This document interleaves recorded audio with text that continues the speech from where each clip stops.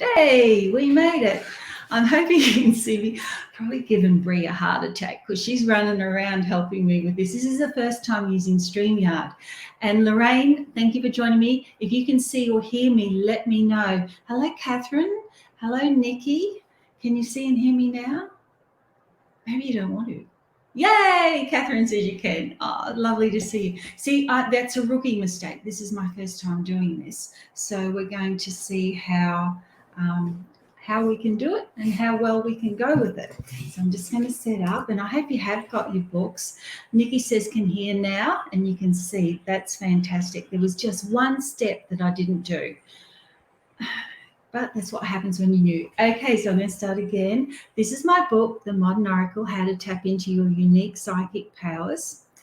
And it took me 10 years before I got around to writing it.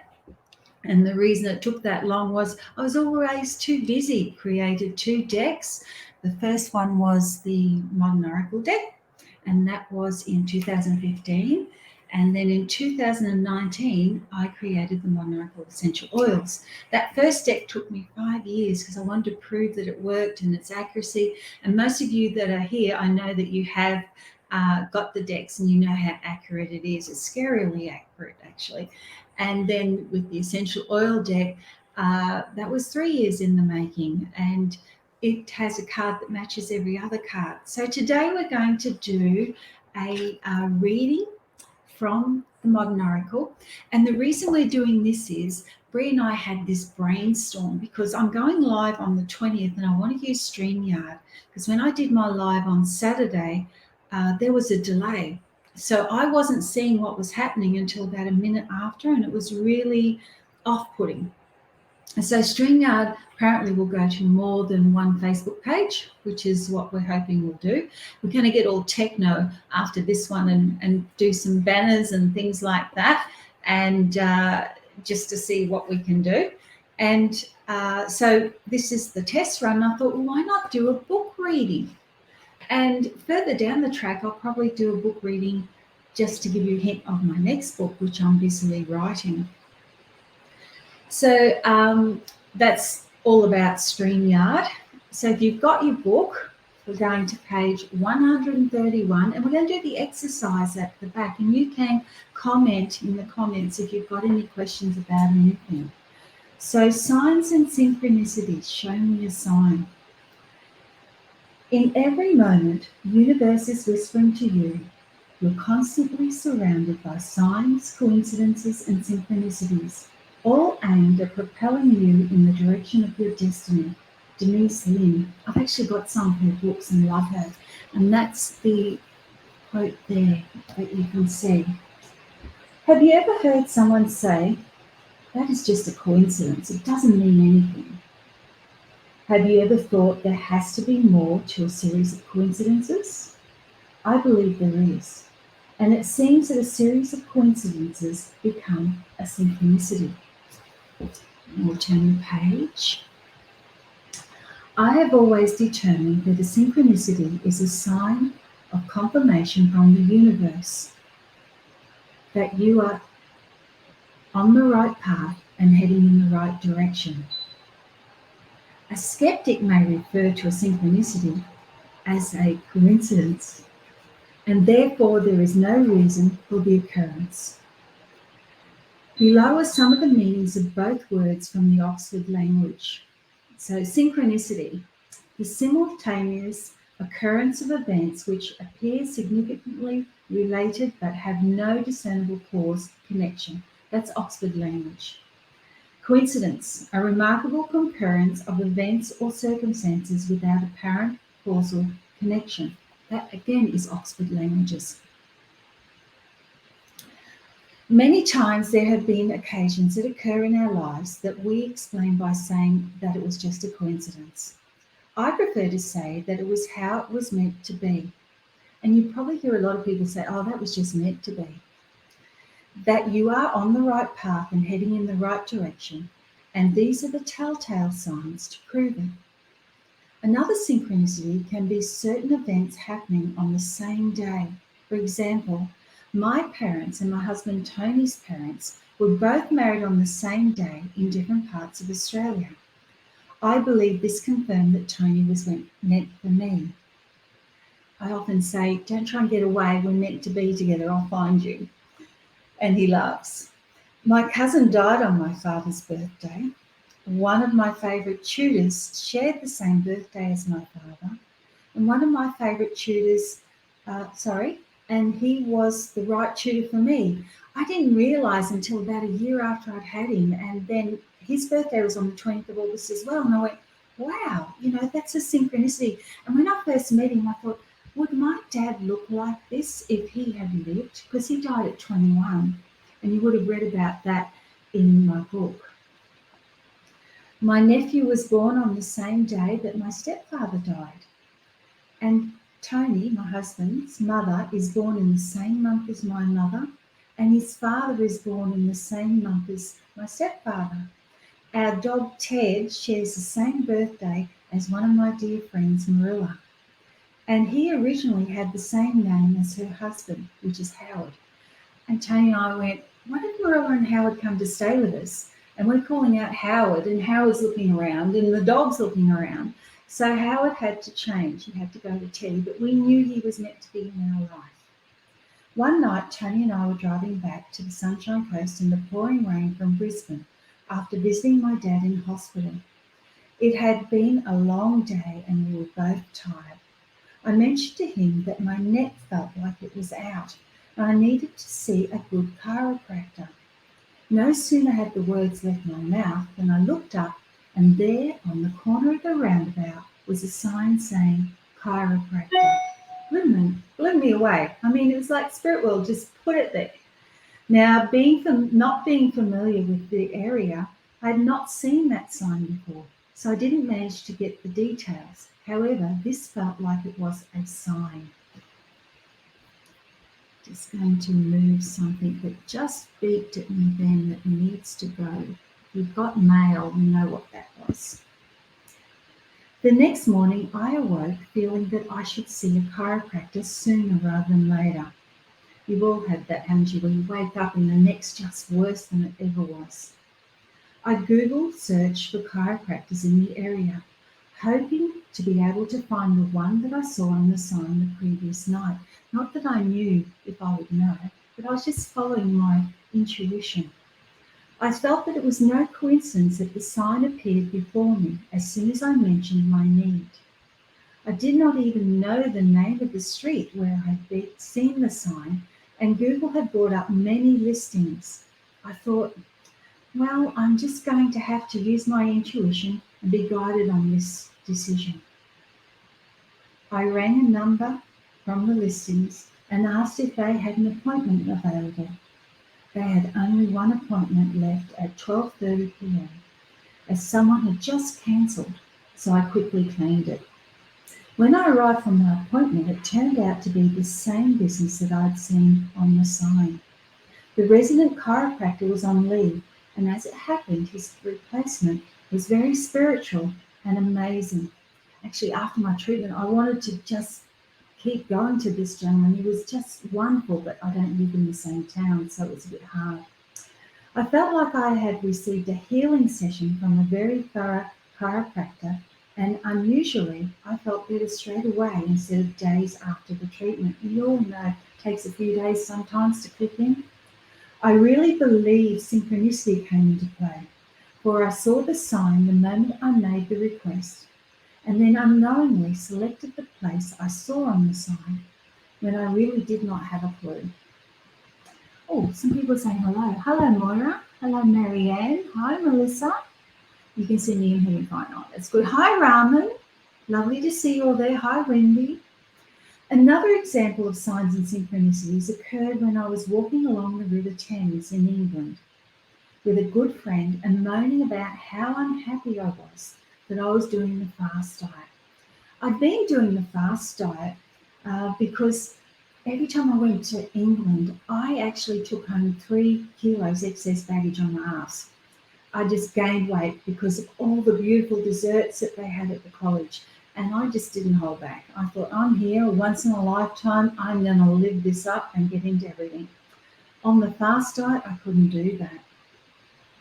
So I was whinging and moaning about how unhappy I was about Dr. Malcolm Mosley's fast diet while I was on holidays. I wanted a break from dieting, but intuitively I knew I should continue. Other times when I had come over for college, I'd taken home with me, as I said, 3 kilos of excess baggage on my body, with most of it on my ass. So I asked the universe to show me a sign. If I was meant to continue the fast diet, amazingly, less than an hour later, we walked past Dr. Michael Mosley filming beside the Thames. I was all fangirling too. There was my sign, and I had my answer. Much to my disappointment, it seemed that I needed to continue on the fast diet. I was happy that I continued the diet, as this time only my suitcase gained weight. I saw him and I thought, oh, I'd love to go over and say hello, but he was filming. And my good friend Jules, was saying, oh, go, do it. And I thought, no, if I was doing that, would I want a lot of people rushing me like that? And I thought, no. So I didn't do it. I regret that now. I should have gone over. A lot of people receive symbolic signs as a form of confirmation, a language that the universe uses to communicate with you. For example, a snake to me is a symbol of betrayal or a warning that says, watch out, or don't progress any further. That doesn't mean to say that it has the same meaning for everybody else. I have had snakes turn up on my doorstep and then a betrayal followed. I have even had a snake wrap itself around a door handle when we were looking at buying a new home. My husband had set up a time for us to view the house with the real estate agent. As we pulled up in front of the house, I had a funny feeling, and it wasn't a comforting one at all. I don't want to see this house. I don't like it, I stated to Tony. This is not the house for us. I added, well, at least take a look at it so that we haven't wasted the agent's time, Tony replied. And I'm thinking, well, won't we be wasting his time by going in there? But I decided to do the right thing. We walked through and inspected the house with our young children in tow. Then went out the back door and inspected the yard as the agent did his sales pitch. As I turned around to walk back into the house, our daughter Chloe, who was only 3 at the time, yelled out, Mum, there's a snake. I looked up and sure enough, there was a snake wrapped around the door handle. I grabbed our kids and took them back to the car. I was not going to go back into that house, and I certainly would not buy it. The snake was a warning, and sure enough, 6 months later, that house flooded. It flooded a lot. It flooded up high, and it was up high and went down on a slope, but it still flooded. At certain times in my life, when I had felt unsure or needed confirmation on a decision, I've asked the spirit world to show me a sign that I'm on the right path. I'm sure many of you have done that, and I'm not the only one. One night when I was driving home, I encountered a white owl in the middle of the road not far from my house. Virtually was I was coming back from my cottage and it was just round the corner. I had not seen a white owl before, and I stopped the car to give it a chance to move. It didn't. So I drove carefully around that owl and turned the corner into the street where I lived. As I arrived in my driveway, there, sitting on the top of the tall gates, was the white owl looking at me. And I mean really looking at me.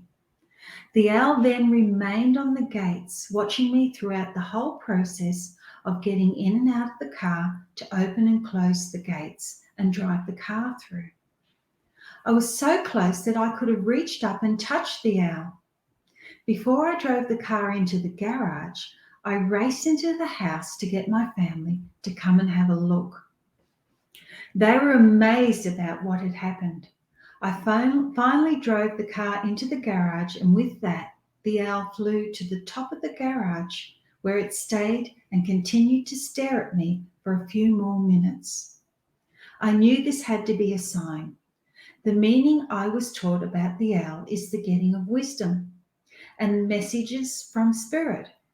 This made sense as this visit was straight after returning from my very first visit to the Arthur Finlay College. In many countries, the symbolic meaning of the owl is different. For instance, in Greece, the owl is a sign of good luck. And I remember going to Rhodes, and I went in, it's a big medieval gated village, and as I walked in, there was this huge fountain in the middle, and at the very top of the spire was an owl, a carved owl, not a real one. And I kept seeing owls for sale in all the little market stalls and the shops. So I asked someone, what does that owl mean to them? And they told me it meant good luck, and that the owl was high up there watching over the whole village and keeping everyone safe and bringing good luck. So that was how I learned that symbol. I've done that bit. Now we're going to do an exercise. In your journal, now I encourage all my students to have a psychic journal. And in the psychic journal, I encourage them to write all their experiences in the front. Now, I don't mean I went to the fete today or I saw this movie. I mean your psychic experiences, your intuitive experiences. And then at the back, I encourage them to start their psychic dictionary. Now, there is information about that in my book where you can see how to do all that. But in the back of my book, the dictionary, the reason I get people to write it down is that is you confirming with the spirit world, when you show me this, it means this. So this exercise, if you haven't got a psychic journal at the moment, then grab a piece of paper and a pen. And I want you to list what your symbolic meanings are. For example, when I see a snake, then you are wanting me to watch out. This does not include if you visit a zoo. I mean, there's a lot of snakes there. This then confirms your belief and your way of communicating with the universe. It is like learning a new language, your spirit language. Not everyone will have the same meaning for different symbols. It's up to you to work out how the spirit world is communicating with you. When I used to do one-on-one teaching, and I don't do that any longer because I'm so busy doing readings. So I turned all the courses into online courses, all the one-on-one lessons I was teaching. Then it wasn't Groundhog Day for me every day doing the same thing over and over again. And we have one course called Psychic Development 101, which we're rebranding and adding a bit of stuff to, and it's available on my website. And it has, all the basics, but also all the stages up to doing readings in that course, and a little bit further, even reading photos. So you might want to have a look at that online course, lots and lots of videos. But one of the things I teach them is, if I was in another country and I wanted some cheese, and say I was in France, and we're using that because I actually know the word for cheese in French, and I wanted cheese, and where I was staying, they could not speak English. So I decided to draw, and I drew what I thought would be a wedge of cheese. So I drew a triangle, and I put some holes like you see in the cartoons, and it looked like that. And they handed me a piece of pizza because that looks like that too. So then I thought, I'll do a cheese slice. I got a piece of bread. So then I thought, well, I could do a wheel of cheese, a big round one. Again, I got given a biscuit or a cookie. So it was very hard to communicate. But every language has a word for cheese. And one day when I was walking along, I saw cheese in the shop. And I pointed to it and I said, cheese. And they went, fromage. Now, in Iceland, it's a different word. In Italian, it's a different word. In any other language, cheese is called something else, but it is all cheese. And this is how symbolism works. You will have a different meaning for different things. So, for example, the word butterfly or the symbol butterfly, when I see a butterfly, that to me means freedom. I see butterflies flying around, flitting amongst the flowers, having a good old time. They don't have mortgages. They don't have to worry about where they're going to live or what they're going to do. They don't have to put fuel in the car, and they don't have kids screaming at them. They are just enjoying flitting around these flowers. They do not even know that they're not going to live very long. So to me, that is freedom, freedom of all the constraints that hold us back in our life. But to someone else, the butterfly means transition or transformation. It's a sign of someone from the spirit world. And you'll find in my book that when my stepdad passed over, who I called Dad, and he was the only dad I knew, he showed us butterflies. And he set that symbol up because I asked him, when you go, Dad, how will I know? How can you communicate with us? And he pointed to a drawing that his grandchildren had done, the younger grandchildren, and on it was a puffy butterfly just stuck up on the piece of paper. And he couldn't talk at this stage. It was very close to the end. And so he pointed to the drawing and I brought it over and he pulled the little sticky butterfly off and he put it on his hospital gown and he pointed that. And I said, so Dad, you're going to show me a butterfly. And he nodded. And Chloe, being Chloe, that's my daughter, she says, well, Granddad, I want you to show me something different. Can you show me a feather? And he nodded. And so I won't ruin the story because it is in the book and I might do it as another reading for those of you who haven't read it. But he sent lots of butterflies and lots of messages, and he still does to this day. So butterflies can mean transition as well. But I had another student, and to her, butterflies meant fragile, because if you touch their wings, you damage them. And then they can't fly as well. They're so delicate.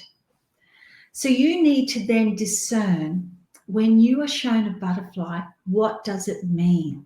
And sometimes you can use all three examples, and it's a bit like words. You know how you can have a word that has two meanings, and you need to work out which one it is. And until you put it in a sentence, you won't work out which one it is. And so that's what happens with the butterfly or any other symbols that you have. And you need to start writing them down. And by writing them down, you say to the spirit world, when you show me this, this is what you are telling me.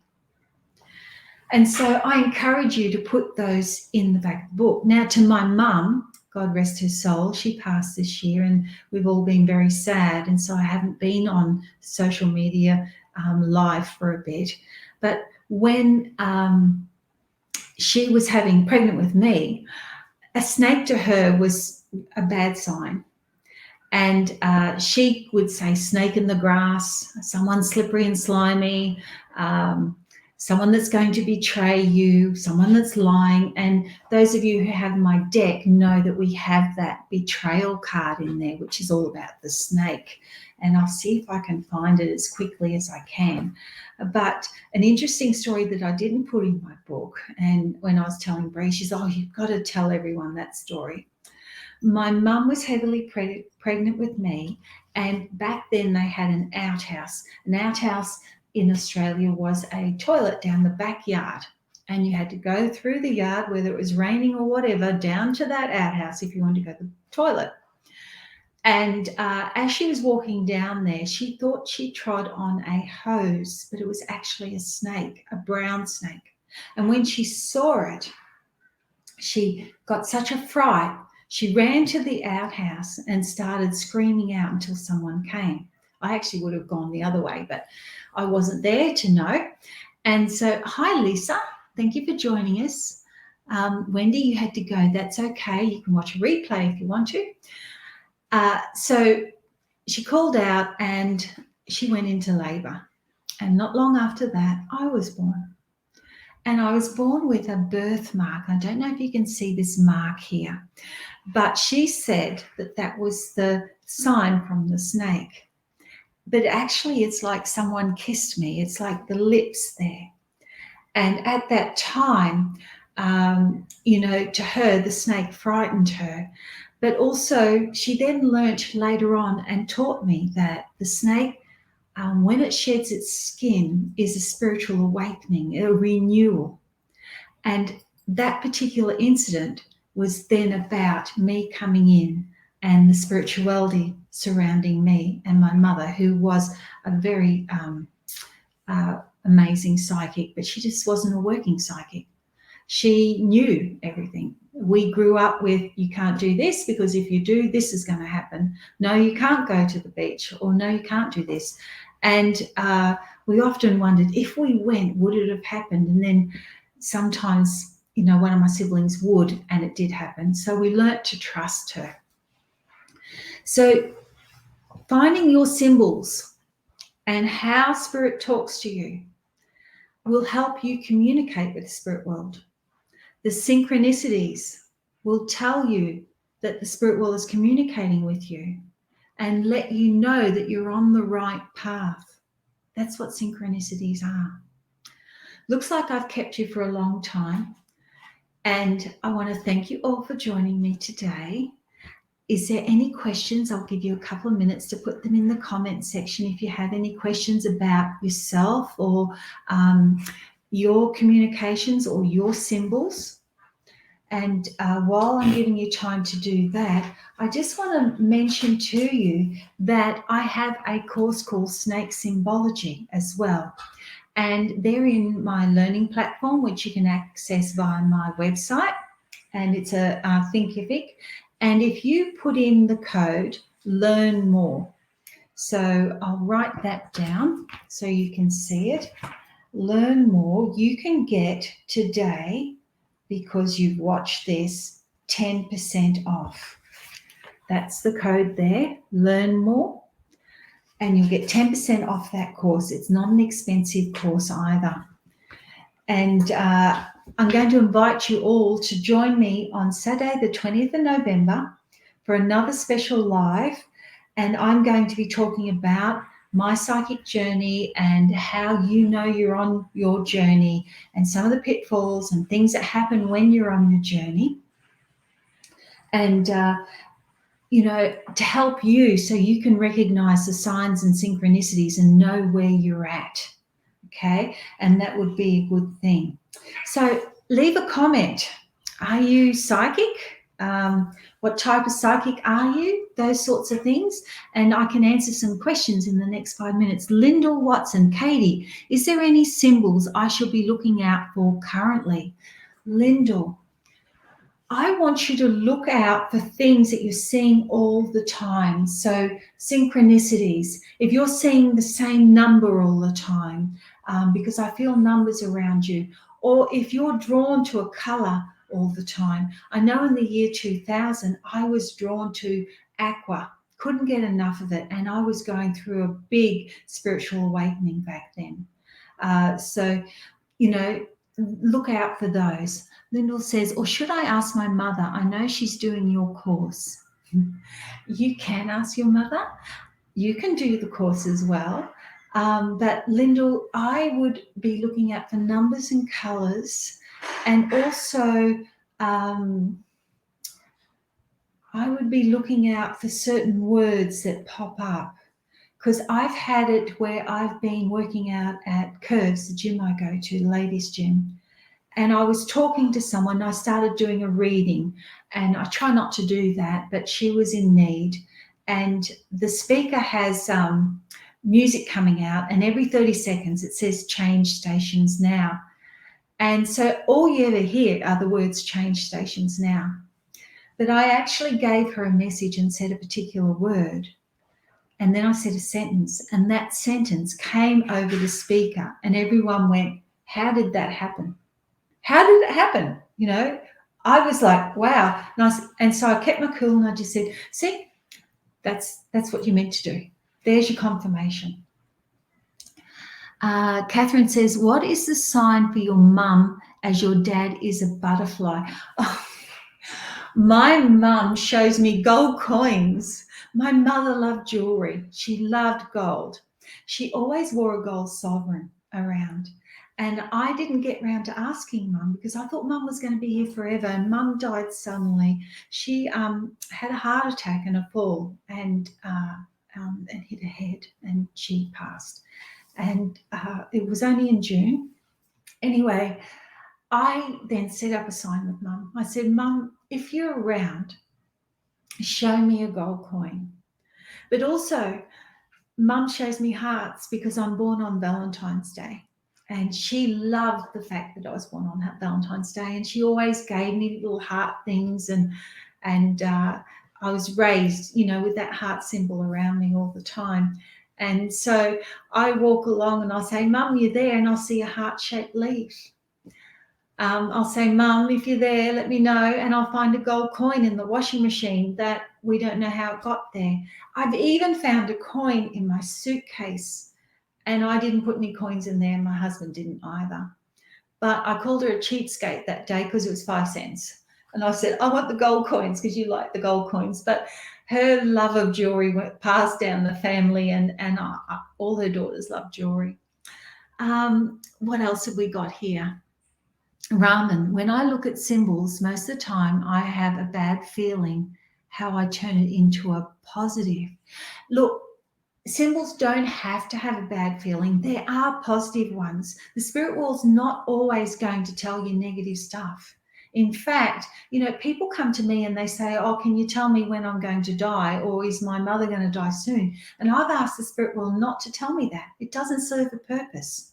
I mean, what if I did tell you something and it was an hour late or 2 days late? They don't have time there. So, Raman, what I would suggest is you ask your spirit guides to show you positive symbols so that you can see the positive things. And in certain cultures, I know when I was in Hong Kong, I went to have a reading from this gentleman. He had newspapers all over the windows saying how good he was, and he'd been on TV and he'd been on radio, and he was well respected. But what I found was he told me all this doom and gloom. He told me all these bad things. I left petrified. He told me that one of my children was going to die, and they were only very young. And I was freaking out. And I thought, no. So I meditated on it, and I connected to my guides, and they reassured me. But still, I then went to a psychic in Australia that I trusted, and she said, no, that wasn't true. Anyway, everything that gentleman told me was not true. And the reason he was popular were people were going there to find out bad things so that they could make sure they didn't happen.